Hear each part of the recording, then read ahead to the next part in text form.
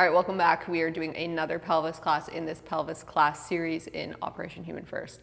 Now, what we're going to be doing today is we're going to be working on getting your pelvis, hip, low back, or that lumbopelvic hip complex moving in a particular way that many people struggle with. So this class is less going to be about giving you guys like a workout. It's more going to be focused on trying to get or inject that particular movement back into your pelvis, into your low back, into your hip, and into, like I said, that lumbopelvic hip complex. This is one that many people with low back, pelvis, and hip problems struggle with, even if you just struggle with one of those things. So it's one of those things that if you can get really good at this, it's gonna check a lot of boxes for that whole complex, and it's gonna help to keep you moving better and feeling better. So like I said, it's not gonna be a workout necessarily, though you probably are gonna find that as we progress through these exercises, the ones towards the end, you're probably gonna get a decent burn with those, especially in your glutes, and you're probably gonna feel a lot of stuff happening in your groin today. But that's not the goal of today's class. Today's class is not focused on giving you guys a workout. It's focused on helping you reestablish this movement or restore this movement in your body and also master it. So I'm going to progress you through different ways to make it increasingly challenging. And you're going to try and master each of those positions such that you can get to that last position and just totally nail it, be very comfortable with it, set up, fall into it, and have no problem with that particular exercise. And then that will help many of the other things that we're going to be working on in the subsequent classes in this series for your pelvis, low back, and hips as well. So all you're really going to need is, I have a ball here. Now, if you have a ball like this about this size, that'd be great. A lacrosse ball, tennis ball would be too small. You want something a little bit bigger. You don't want to go so big as a foam roller, for example. That would be a little bit too big. So something between a lacrosse ball and a foam roller is best case scenario. I'm going to be using this. I've had clients use like medium-sized cans of like soup and things like that. That works fine as well. Many clients will use wine bottles. If you have wine or liquor bottles at home, they are often sized perfectly, especially if it's a 2-6. So grab something that you can roll between your legs. Doesn't need to be a ball, it does need to be round. And then a yoga block. And that's all you're really gonna need for this class. I'm gonna be using this box as a wall. You do not need a plyo box. I'm also gonna be using the squat rack here behind me. You don't need a squat rack either. Some floor space, a wall, a ball or round object, and a yoga block is all you're going to need. Now we are gonna start in side lying today. So what we're gonna do, we're gonna dive right into it. I'm gonna take my yoga block. This is gonna function as a head prop. If you have an actual pillow, feel free to use one. That's fine as well. And I'm gonna set myself up with my feet on my wall, okay? So when I set up, I want my hips and knees bent to 90 degrees. So I don't wanna be too far out. I also don't wanna be too close. I want my thighs to be parallel with the wall. I want my shins to be perpendicular with the wall so that they're making a right angle. Now I'm going to come down, I'm going to lay on my side, and I'm going to take my round object, my ball, my wine bottle, my can, whatever I have accessible to me, and I'm going to place it between my legs. Now I'm flexible with my clients on these exercises in terms of, with this particular one, you can either have your feet together or you can have your feet about knee width apart. So when you put that object between your legs, that's going to create a distance between your knees. You can match that distance with your feet if you want. With each of these exercises, because I'm not focused on showing you a workout, I'm trying to show you how to restore and master all these different things. What I'm going to be teaching you as I go through each of these is these are exercises that I've taught many of my physio clients with back pain, pelvic pain, hip pain, etc. And I've noticed what many people tend to fall on in terms of cheats when they're locked up in these areas. So I'm going to teach you all the different cheats that I've noticed my clients taking, and I want you to watch yourself to notice, okay, am I or is my body taking any of these outs or trying to compensate in any of these ways? If so, cool, now you know that about your body, and I'll show you how to address it in each of these particular exercises. But this, again, we're going to start with side lying scissors, and this is one that many people will find on YouTube and they'll be like, oh yeah, this is easy, I've got this mastered, no problem. You might not, okay? So like I said, look for these particular things. If you notice any of them happening, we'll try and work through it and show you how you can keep that from happening. But like I said, just keep an eye open and try and observe these things for your body.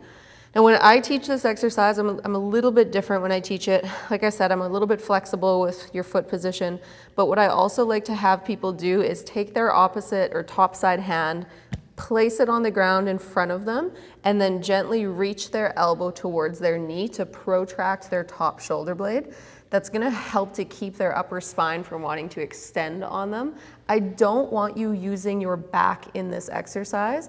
We're gonna move your back, we're gonna move your pelvis, but I want you to do it with your inner thigh pelvic tissues, not your spine tissues for this particular exercise. So by reaching your elbow towards your knees, you're gonna help to take your spine tissues out of it. The other way you're gonna help with that is if you give me a full exhale, you blow your air out as you reach your elbow down towards your knees, and kind of roll your tailbone underneath you so that both knees kind of slide forward a little bit. That's gonna take your low back and it's gonna take you out of extension. It'll put you in probably some degree of flexion, and then you're just gonna try and maintain that. And if you do that well, you're also gonna feel your obliques or your abs kind of kick in a little bit for you. We're gonna see if we can maintain that the whole time. You don't have to hold your breath. I allow people to just breathe when they're going through this, and you don't have to time your breaths with particular movements. I'm not fussy about that. But I want you to see if we can keep some degree of activity there, or try and keep ourselves biased towards flexion, or just not drifting into extension, especially when you pull that top knee back. So what we're gonna do once we're in that position, you're now gonna press the ball down with your top leg. So you don't have to squeeze with both, you're just pushing down with the top leg. And as you push down with that top leg, you're gonna ask yourself, okay, how far can I slide that knee forward, or how big of a gap can I create between my right kneecap and my left kneecap as I press that ball down? Now, if you get really far and you do really good with this, you might even feel your left groin kick in a little bit. Don't worry if you don't, but you might notice that. And if you do, awesome, that's great. If you don't, not the end of the world. Now we're gonna keep pressing down with the top leg, and you're gonna go, okay, keeping my spine biased towards flexion, maintaining that little reach through my elbow. How far can I pull my right knee behind my left knee? So now I've created a gap going the other way. At this point, you should really feel your inner groin on that right side on your top leg.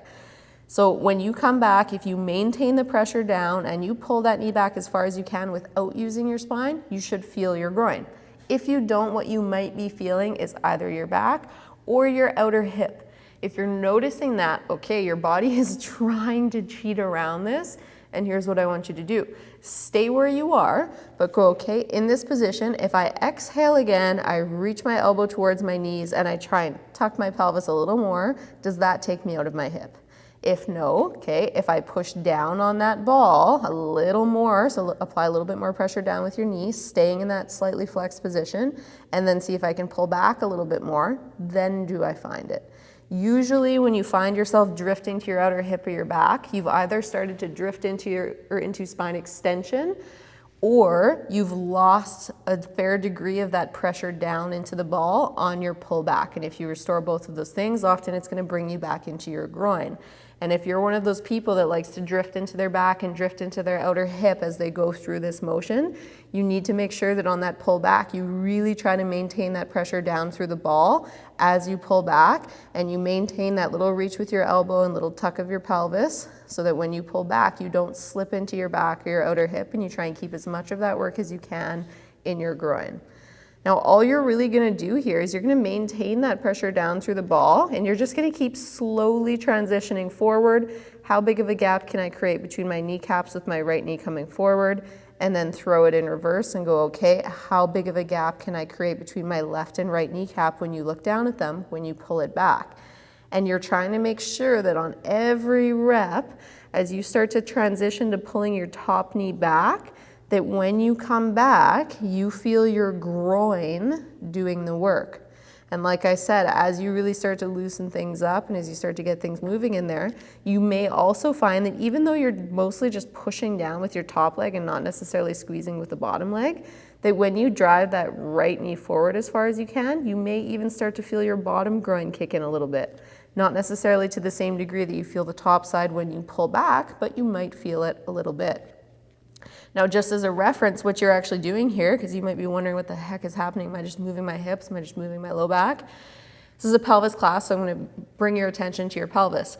If you imagine a laser coming out of your pubic bone, or if you have a button or a zipper on your pants, if you pay attention to the direction that it's pointing, what you're doing is you're actually rotating your pelvis to the left when you come forward, and then you're rotating your pelvis to the right when you come back, and you're using your inner thigh, hip, pelvic stuff to do so, and trying not to use your spine as you do so. So right knee comes forward. Now my pubic bone's pointed down at the floor. That's left rotation. Right knee comes back. That's right pelvic rotation. And you're trying to get that pelvis rotating left and right, which should also happen when you're walking, when you're running, and when you're moving in various different ways. And you're trying to restore that motion and also just get the right tissue doing that motion. And also assessing yourself. How far can I go to the left? How far can I go to the right? Do I get way further one way than the other way? If you have a scoliosis or you've got a back injury where you're locked up on one side, whether it's a disc herniation on one side or whatever it may be, you're probably going to find like, oh, I get way further one way than I do the other way. Now you know, maybe spend a little extra time working on the way that's limited for you. So that's that particular exercise. We are going to come back and assess the same thing on the left side. But before we do so, just to save some kind of position changes here, I'm going to show you the next one that we're going to do in the exact same position. So we'll test two things on each side here. So for this one, same rule of thumb here in that I'm not overly fussy in terms of if your feet are together or if you have your feet up a little bit higher. I wouldn't want your foot any higher than hip width on this one. Ideally, you'd have it around here or just feet together, okay? Play with both and see which one feels best for you. It doesn't hurt to get good at both either. You're gonna set up the same way, and so I like to use that same little trick for this exercise of place that hand down, a little reach towards your knee with your elbow, little tuck of the pelvis as you blow your air out. Bring your abs online. Take the work that your back may have been doing, delegate it back to your abdominals. And then what we're going to do here is you're going to use that same little slide forward of, okay, how far can I bring my right knee forward, which is, now you know, left pelvis rotation. So what you're really checking is how far can I rotate my pelvis to the left in this position. Maintaining that, so keeping that knee as far forward as you can without losing weight on the inside of your foot. So notice how the ball of my foot on my right side came off and my big toe came off. I'm going to keep those 2 points in contact with the wall. I'm going to see how high I can bring that knee up, keeping it forward, so don't let it drift back when it comes up. And then you're going to try and anchor it there. So now, if I had a laser pointer on your knee, I'd want to see that it maintains that far forward and that high up throughout this exercise and does not drift back and does not drop down. Once you've got that, now you're going to test, okay, can I bring this knee up, or how high can I bring this knee up to try and tap the inner thigh of my top leg and then bring it back down. It's a small movement, but it's humbling, okay? So you're going to try and lift, come back down, lift, come back down. And now, right now, you're just testing, okay, can I do that? Keeping my feet in contact with the wall, keeping this leg in place. Can I bring that knee up, tap, and bring it back down? You're gonna feel a lot of outer butt cheek on this side and a lot of inner thigh on this side. Okay, so you're just training that tissue. And again, I'm gonna bring your attention to your pelvis just to help you understand what you're really doing here. When you do that, you slide that knee forward, you rotate your pelvis to the left, you bring yourself into your glutes. Now you keep yourself there. Those are muscles that help to push you over to your left side. And now you're going to test, okay, can I now use my inner thigh, which is actually the muscles that pull you to the left side. So they help to shift your weight to the left, into your left hip, into your left pelvis. Now you're going to try and see, okay, can we wake those up? Can we bring our thighs together and touch? Don't worry if you can't touch, just bring it up as high as you can. The biggest cheat I see on this one with clients that are locked up in these areas, they nail this part, they get it up, okay, cool, they keep it there, but then when they lift that knee, what they actually do is turn their pelvis back up to make that knee touch. So now they are no longer in left pelvis rotation. Watch that for yourself, make sure it doesn't happen. So when you lift that knee up, keep that pelvic or pubic bone pointed down at the ground, such that when you try and lift that inner thigh, your pelvis doesn't point back up towards the ceiling. Keep it in left pelvis rotation. Keep your spine slightly flexed. Don't let yourself drift into extension again on this one, and see if you can keep yourself in that inner thigh meat. If you watch my legs right now, it's not a big motion, right? So I want you to try and see, okay, can we get like 10 to 15 of those? You might have done that already as I'm talking, on that side, and just take note, okay, can I maintain left pelvis rotation? How high can I bring my knee up? Does it barely clear the floor, or can I touch my inner thigh? Can I keep this right knee in place the entire time? And do I feel my right butt cheek? Make sure you're not pressing the wall away. That might bring you into your quads. We're not necessarily trying to work that here.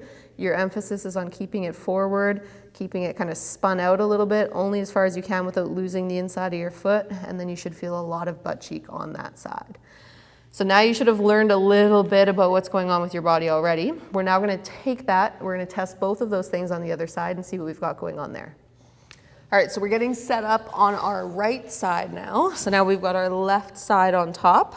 We're going to set up with our thighs parallel to the wall, our shin bones perpendicular to the wall such that we have 90 degrees at our knees and around 90 degrees at our hips. We're going to take our round object, we're going to place it between our thighs. Make sure for all these exercises that your toes are pointed straight ahead. Don't set up like this with your toes pointed off to the side. Again, that's one of those things that many of you or many people with a locked up kind of lumbopelvic hip complex or being locked up in there somewhere will often result in our feet wanting to turn out or often our feet wanting to be staggered. And our brain may interpret that as neutral, so we might not even notice until we actually look with our eyes. So use your eyes, they won't lie to you. Check and make sure that they're in the right spot. Your sensation or your perception might lie to you a little bit when you are locked up, so just look out for that. Now, same thing here. I'm going to take this hand, I'm going to plant it down. I'm going to reach what is now my left elbow towards my left knee a little bit to protract that shoulder blade. Give me a little bit of upper back flexion. As I exhale and roll my pelvis under me, which is going to cause my knees to slide forward ever so slightly. Now we're going to try and maintain that. Now we're going to test on this side. If I push down with my top leg, so again, I'm not necessarily squeezing with both, I'm just pushing down with the top leg. My right leg is mostly relaxed. I should bring some attention to this as well. Some of my clients that are fairly stiff or just really like to muscle through things, they'll really push their right leg into the wall on this one and really make their right quad work. You don't have to do that, nor do I want you to. That leg should be fairly chill in this exercise. It's mostly your top leg that's doing work here. So like I said, press down with that ball. And let's see how far you can go forward first. So now you've checked on the other side. You've got your visual reference for how far you were able to bring your top knee forward on the other side. You're going to look on this side, see if you notice a big difference. Then you're going to maintain pressure down on that ball. Don't lose that pressure. Try to maintain that little reach through your elbow, little tuck of your pelvis, and you're going to go, okay, how far can I roll my left knee back on my right knee? And how big of a gap can I create between my right and left kneecaps on this side? For many people, this side is more difficult and it's harder. And that's, again, just because we're all naturally fairly asymmetrical. And so we've got, for most people, a stronger right abdominal wall than left abdominal wall, or maybe not even necessarily stronger, but our body tends to like that side a little bit more. Feels a little bit more safe on that side. Part of the reason being that you've got a much bigger diaphragm on the right than the left, because it has to go all the way around your liver, and then your heart's taking up space on the left side, so it's smaller on the left side.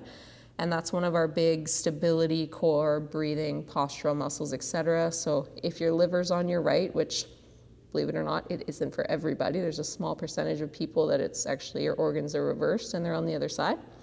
I've only ever seen 2 of those in my practice, but it does happen. But for most people, they then like to shift their weight over to the right side because there's naturally just a little bit more stability there. And so for that reason, many people, not everyone, but many people will struggle a little bit more pulling this left knee back and feeling their left groin and getting into their left hip versus the other side. So you might notice that, you might not. Take note of it. And if you do struggle with it, you might want to spend a little extra time trying to pull back on this side. You might even hang out here for a little bit, try and breathe here a little bit. Again, these are all good things to play with, but right now you should be learning a lot about your body. So again, we're just going to maintain that press down. This is a good exercise for you to just try and roll through for even just a few minutes. If you struggle with it, set a timer for anywhere from like 2 to 5 minutes. That's often what I'll have clients do, and just try and work through this. And again, take note, if when you pull back, That work really wants to transition to your outer hip or to your back. See if you can maintain that press down. See if you can maintain that little reach and tuck with your pelvis. The exhale is going to help with that. It'll help bring you out of your back. And then see if we can keep that work in that inner thigh. And like we said, when we really restore full motion and things start feeling really good, you might even find your right inner thigh a little bit when you come forward with your top knee. So now we're going to check the other one. See if we can learn a little bit more here. We're going to place our feet either together, or we can go again no higher than hip width apart on this one. But feel free to play with both. Like I said, try and get good at both.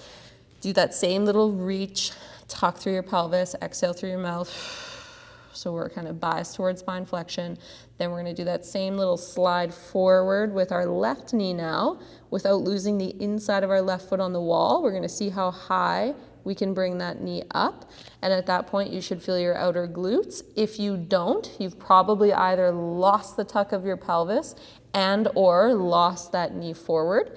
If you really struggle to keep that knee forward, another tip for you, and sometimes I'm mean and I'll do this with clients, I will take a foam roller or something and stand it up in front of their knee such that their kneecap, the tip of their kneecap is in contact with it, and I will say you are not allowed to leave that foam roller.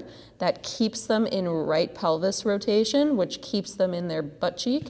And for some people, like I said, they just struggle with it, and without realizing it, they drift that knee back even half an inch or so, and then they lose that glute. So you want to maintain right pelvis rotation, which means that left knee has to stay forward. And now in this position, we're going to check, okay, can we bring that right inner thigh up? And how high can we bring it up?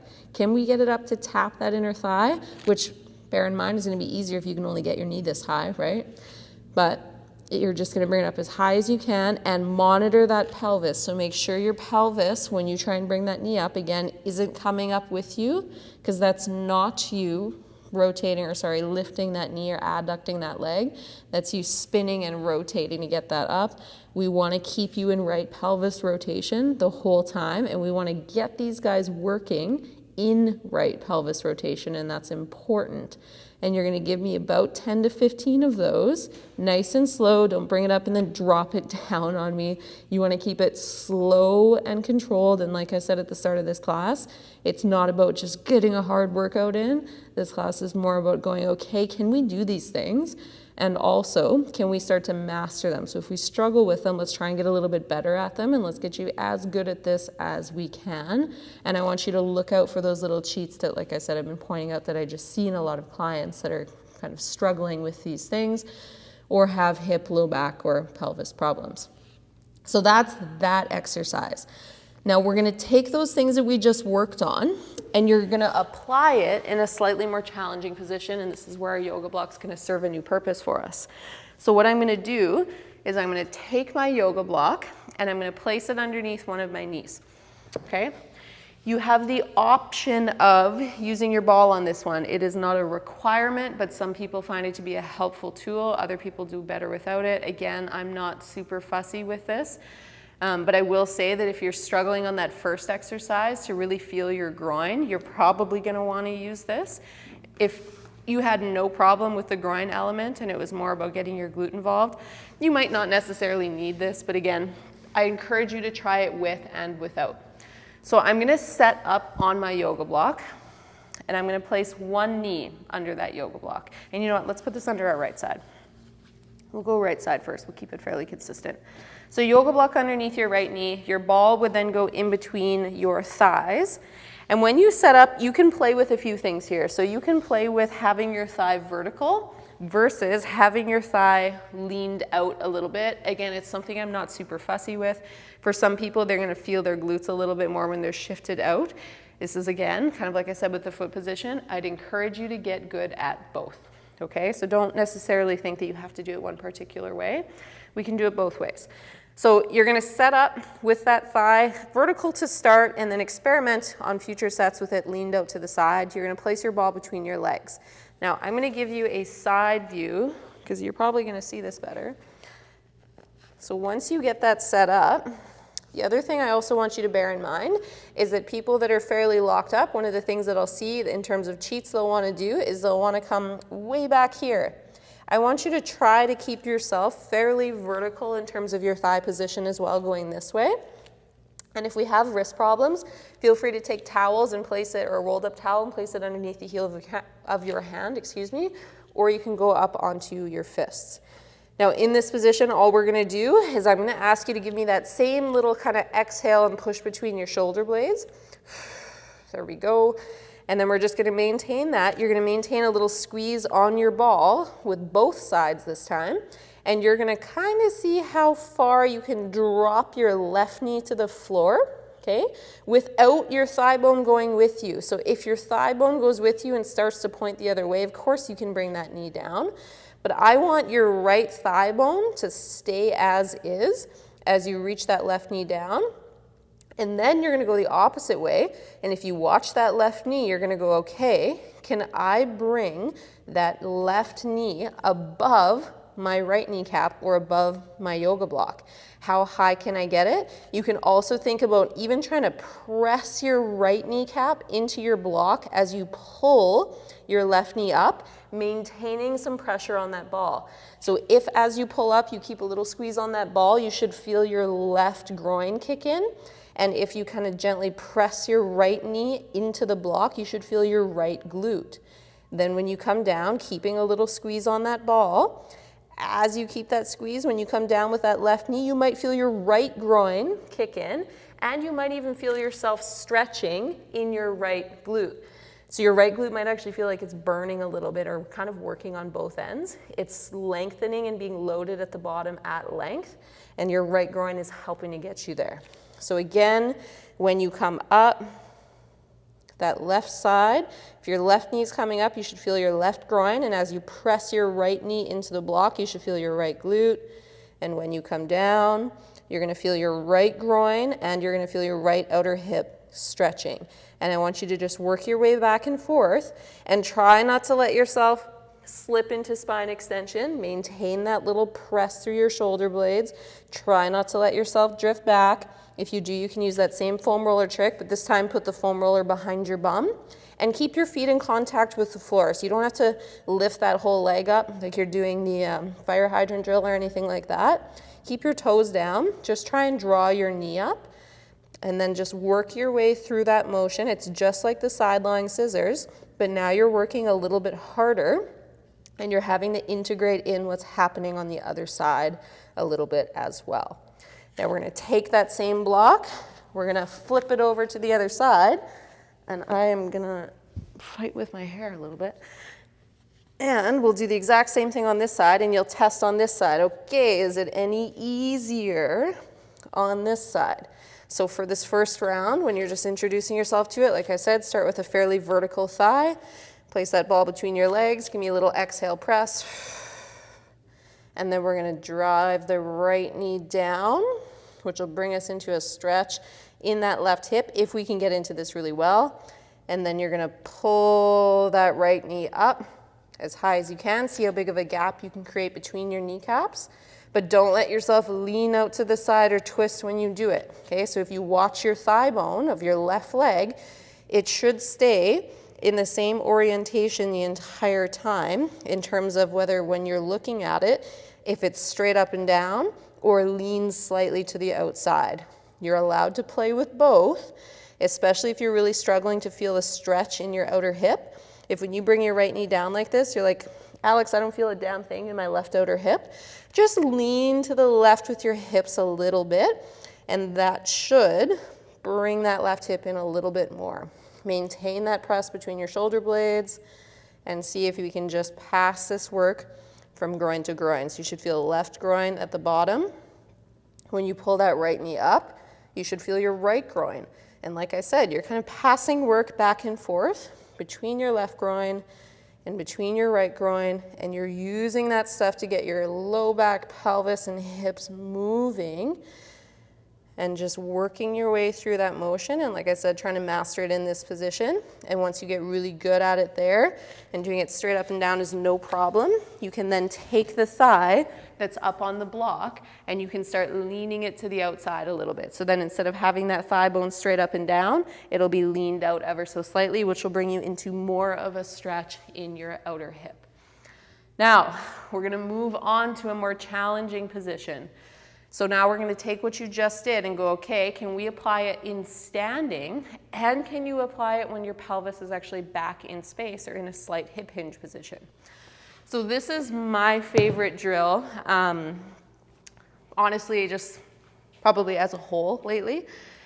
For myself anyways, this feels so good for me. It's something that, that I used to struggle with a lot. And I've found it very helpful, and it feels so good in all the right places. So it's just one that I really like.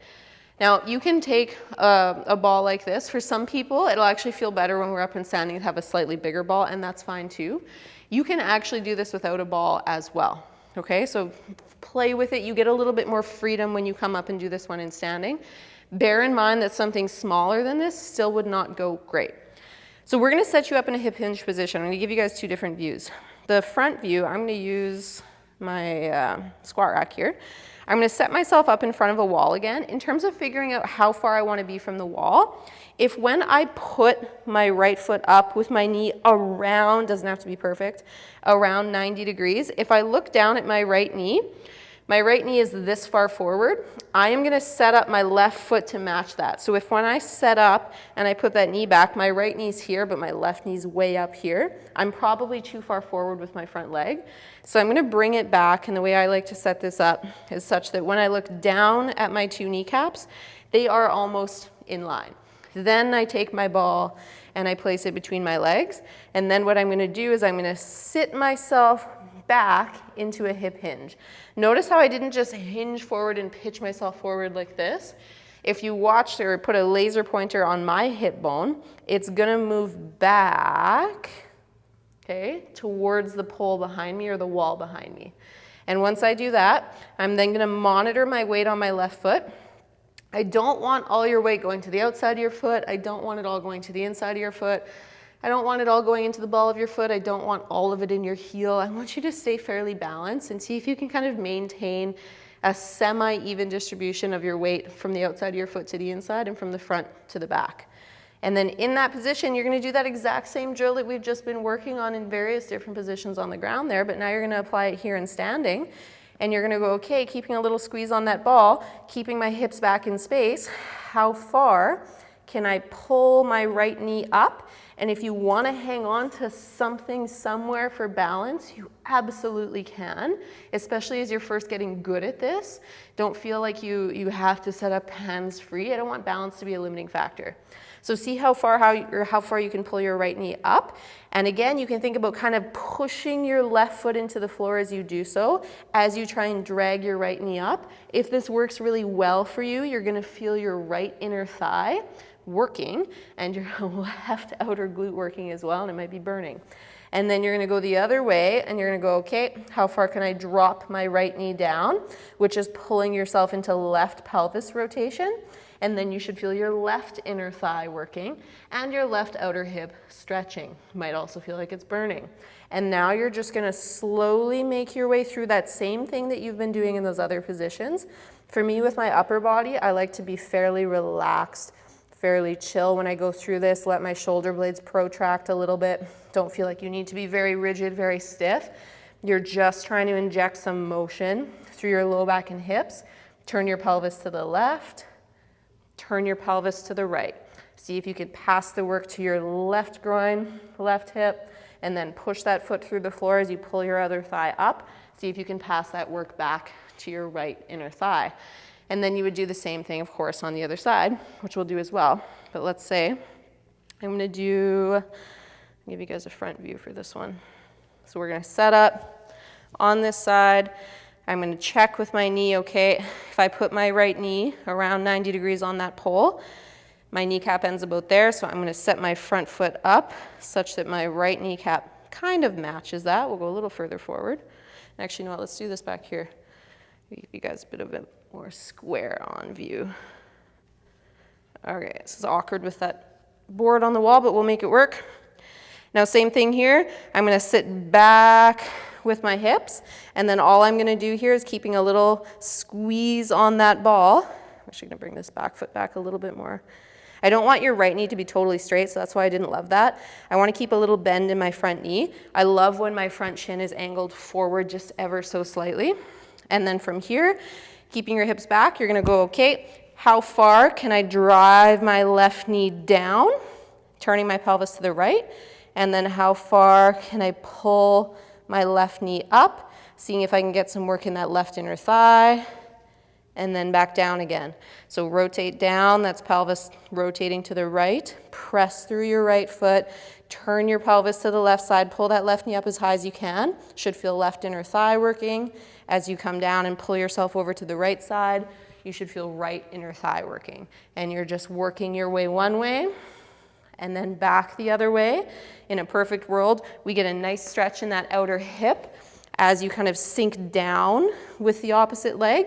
That's gonna shift your weight over to that right leg, and it's gonna require a lot of lengthening through that side. And you're just rotating back and forth for me, seeing how far you can go in each direction. And like I said, you guys can use this as kind of a assessment tool for yourself, but also as a way to start to train these things, because you want to be able to do these things in standing. This is a great way to get a good stretch in the stance leg of your outer hip. It's a great way to get your hips and groin and pelvic stuff working. It's a great way to get your pelvis and low back moving, and to train how to move in that way or inject that movement back into the system in a way that doesn't require a bunch of tension and work in your low back. So you're trying to take work that many people tend to do with their low back, delegate it back to our inner thigh, our glutes, and that whole complex, just because it works way better when the low back is doing the low back's job and the hip is doing the hip's job and the pelvis is doing the pelvis's job. So like I said, in this class, I want you to get good at each of these things. You should be able to nail the scissors, feel it in all the right places. Knee to knee should get easier and easier. You should be able to come up onto that all fours position, rotate back and forth with your thigh either vertical or angled to the side ever so slightly. Get a good stretch in that hip, feel like your groin is contributing to what's happening there. You should be able to apply that in a hip hinge position. This one's, like I said, a little bit harder. Feel free to use a ball like this or something a little bit wider. Foam roller would work fine for that one, that's okay. And see if you can get yourself good at all those different things, and then that's gonna carry forward to the other stuff that we're gonna be working on getting you guys really good at with your low back pelvic hip complex. And like I said, it just injects a movement or a degree of freedom that we all need to have in our bodies. Our pelvis and hips and low back should be able to move this way, and use this as a way of kind of learning about yourself and going, okay, oh, I can't rotate to the left nearly as well as I can rotate to the right.